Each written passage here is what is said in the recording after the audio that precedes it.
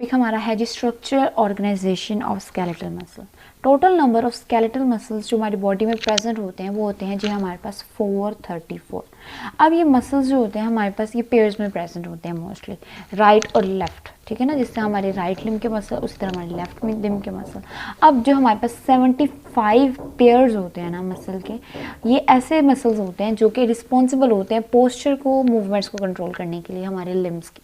जो बाकी remaining muscle होते हैं, जब हम कोई खाते हैं तो स्वेलोइंग के लिए जो मसल्स वहाँ पे काम कर रहे होते हैं, या हमारी आई की मूवमेंट्स को कंट्रोल कर रहे होते हैं, बाकी मसल्स उस काम में होते हैं।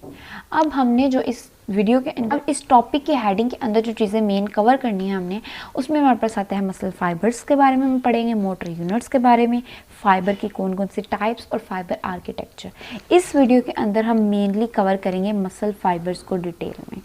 अब व्हाट इज़ मसल फाइबर?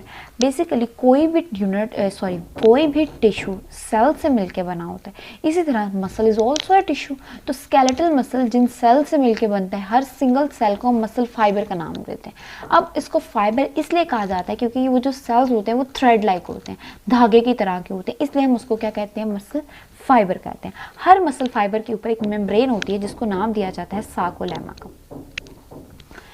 अब जैसे मसल के पास न्यूक्लियस होता है, जैसे उसके पास एक हमारे पास फ्लूइड होता है, ठीक है, फ्लूइड जिसको साइटोप्लाज्म कहते हैं। मसल्स के केस में उसको जो नाम दिया जाता है वो दिया जाता है क्या? सार्कोप्लाज्म का। और इस सार्कोप्लाज्म के अंदर उसके पास जो होता है, हमारे पास न्यूक्लियस भी होता है, माइटोकॉन्ड्रिया भी होता है, जैसे हमारे पास नॉर्मल सेल के अंदर होता है। तो आप लोगों को इतना समझ लग गया मसल फाइबर क्या होता है, सार्कोप्लाज्म क्या होता है और सार्कोलेमा हमारे पास क्या होता है। अब हर जो मसल फाइबर होता है उसके अंदर जो होते हैं वो मायोफिब्रिल्स प्रेजेंट होते हैं। मायोफिब्रिल्स क्या होता है? मायोफिब्रिल्स होते हैं जिसको हम आगे इसका स्ट्रक्चर डिटेल में भी देखेंगे। इसके अंदर इसके अंदर प्रोटीन्स प्रेजेंट होती हैं। हमारे पास दो तरह की प्रोटीन्स होती हैं जो हमारे पास प्रेजेंट होती हैं। उन प्रोटीन को इस तरह से ऑर्गेनाइज किया जाता है कि हम उनकी वजह से हमारे जो स्केलेटल मसल होता है उसके अंदर स्ट्राइएशंस आ जाती हैं। उसी स्ट्राइएशंस के बेसिस पे स्केलेटल मसल्स को हम स्ट्राइटेड मसल भी कहते हैं। ये तो बातें थी कुछ इंट्रोडक्शन की, तो होप सो ये क्लियर हो गया होगा आपको। अब जो मेन चीज़ हमने आगे पढ़नी है दैट इज़, अब जैसे कि मैंने आप लोगों को बताया कि हमारे पास मसल फाइबर्स होते हैं, उसको एक मेम्ब्रेन ने कवर किया था जिसको सार्कोलेमा कहते हैं। अब इस सार्कोलेमा के इर्द गिर्द एक सराउंड की होती है कनेक्टिव टिश्यू की मेम्ब्रेन है, जिसको हम क्या नाम देते हैं? एंडोमाइजियम का नाम देते हैं। सबसे पहले हमारे पास आया क्या? Muscle fibre.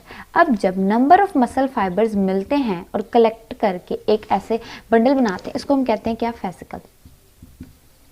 अच्छा, अब जब नंबर ऑफ फेसिकल्स आपस में मिलके इसको जिस चीज़ ने रैप किया होगा, इसको जैसे मैंने आपको बताया कि इसको करता है एंडोमाइजियम।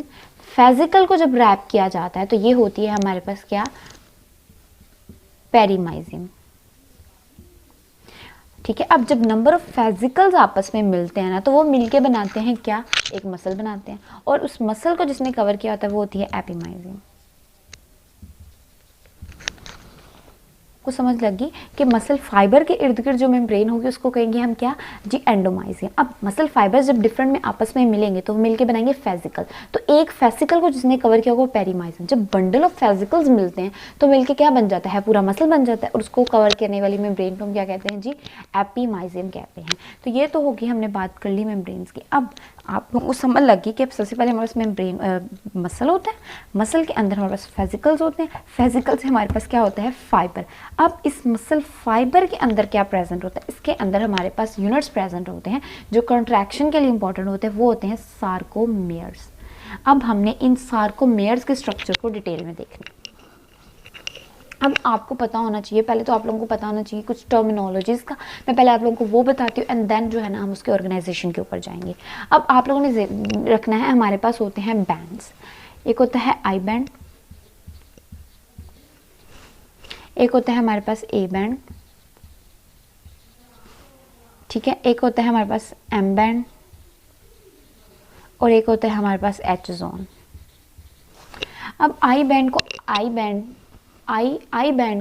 बैंड ही क्यों कहते हैं? क्यों? क्योंकि ये इसको नाम दिया गया है आइसोट्रोपिक नेचर की वजह से। यानी कि इस बैंड को जिस मर्जी डायरेक्शन से हम देखें तो इसकी जो होगी ना वो, यानी कि जिस मर्जी डायरेक्शन के अंदर इसको देखा जाए तो ये अपना जो है ना सेम ही रहता है, यानी इंडिपेंडेंट है हमारे पास डायरेक्शन पे। जिस मर्जी डायरेक्शन से देख लो आइसोट्रोपिक है ना।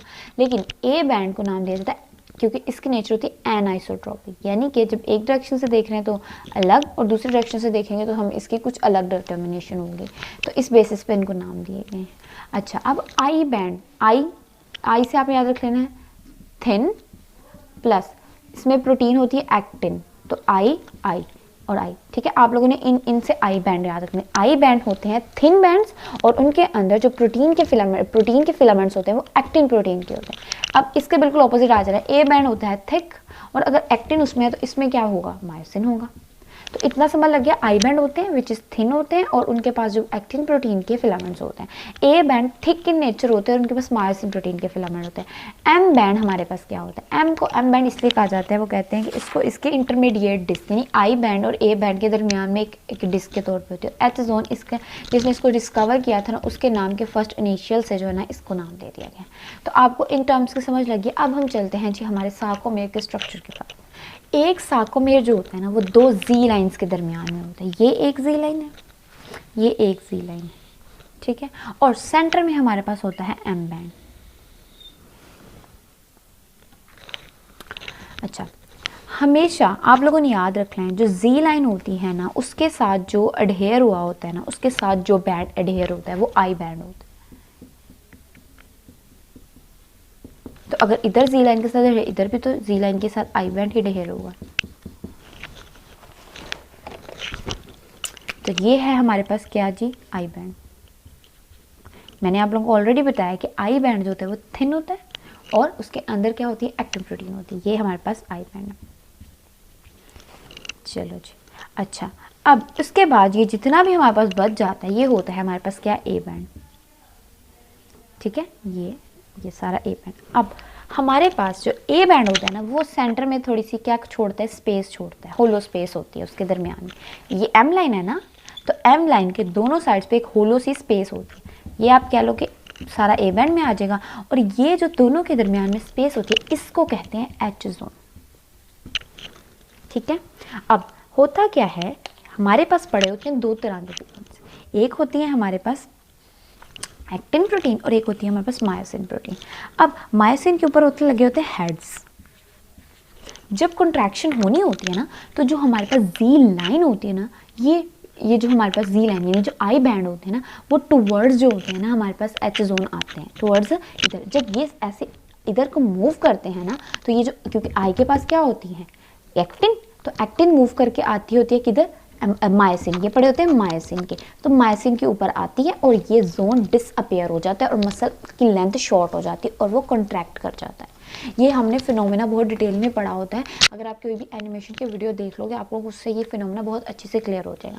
इधर आप लोगों को ये समझ आना चाहिए कि मसल फाइबर्स के अंदर कौन कौन सी चीज़ें प्रेजेंट होती हैं। हमने देखा कि हमारे पास क्या है, जी लाइन है, दो जी लाइन के सेंटर में हमारे पास होती है एम बैंड और हमारे पास जी लाइन के साथ जो अडहेयर होता है बैंड वो आई बैंड होता है दोनों तरफ। और आई बैंड हमें पता है क्या होता है, थिन होता है और उसके अंदर एक्टिन प्रेजेंट होता है। फिर हमने कहा कि एम बैंड के साथ जो अडहेयर होता है वो हमारे पास होता है ए बैंड, लेकिन इनके दरमियान में एक एरिया जो होता है वो खाली होता है, होलो स्पेस कह लो, एच से याद रखने के लिए कह रही हूँ, होलो स्पेस है, तो आप कह लो कि एच जोन उसको नाम दिया जाता है। होप्सो कि आपको क्लियर हो गया हो। ये होता है हमारे पास सार्कोमेर का स्ट्रक्चर, इस तरह से वो पड़ा हुआ है और उसके अंदर कौन कौन सी चीज़ें प्रेजेंट हैं। अच्छा जी, अब इनके अलावा हमारे पास होती हैं दो चीज़ें। एक होता है हमारे पास हमारा सार्कोप्लाज्मिक रेटिकुलम और दूसरी चीज़ हमारे पास जो आती है इधर वो होती है हमारे पास हमारा ट्रांसवर्स ट्यूब्यूल्स। ये हमारे पास प्रेजेंट होते हैं क्योंकि ये जो है एक चैनल्स प्रोवाइड कर रहे हैं।